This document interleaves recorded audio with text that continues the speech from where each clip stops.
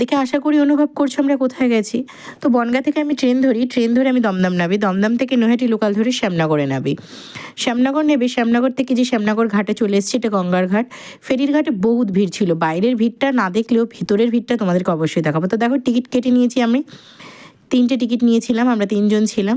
তো টিকিট কাটার পর এসে তো আমার মাথায় হাত, যা অবস্থা দেখে ভয়েস দিচ্ছিলাম, কিন্তু এতটাই ভয়েস কম হচ্ছিল যে তোমরা আওয়াজটাই পাবে না। তো দেখো, এখানে পুরো ইউর মতো ঘাটের এখানে ঘোরাচ্ছি, কি গরম। একটা দিদিভাইয়ের ছাতার তলায় কোনো রকমে আমরা একটু দাঁড়িয়ে স্বস্তির নিঃশ্বাস ফেলছিলাম। গিয়ে ফাইনালি আমরা লঞ্চে উঠলাম।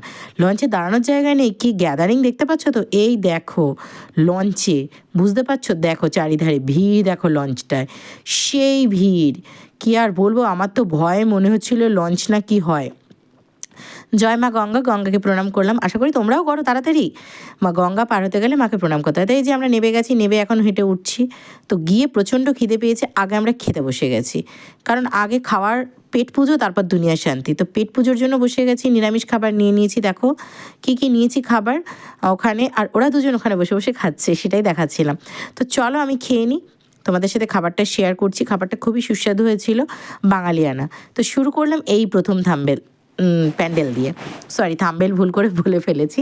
তো এই প্যান্ডেলটায় ঢোকার পরে দেখো মাকে দর্শন করলাম, খুবই সুন্দর, আমার খুবই ভালো লাগলো। তা আমরা টোটাল 7টা ঠাকুর দেখেছি, কিন্তু দুঃখের বিষয় জানো, ফোনের গ্যালারি ভর্তি হওয়ার জন্য বাকি মায়ের ছবি আমি আর তুলতে পারিনি।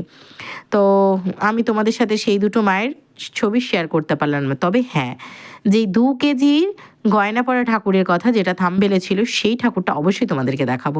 প্রথম প্যান্ডেল দেখলে, এটা দ্বিতীয় প্যান্ডেল।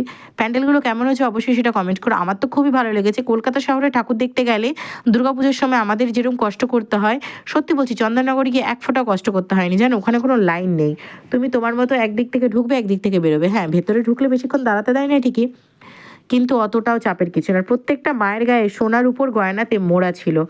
এই হলো 2 কেজির সোনার গয়না পরা মা। মায়ের গা দেখেছো, যা দেখছো সবই সোনা।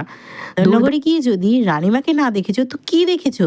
তো চলো এবার রানীমায়ের কথা বলি, যাকে দেখে মন মুগ্ধ হয়ে যায়, যাকে দেখে প্রাণ ভরে যায়। এই যে সেই রানীমা, সত্যি রানী মায়ের মতো।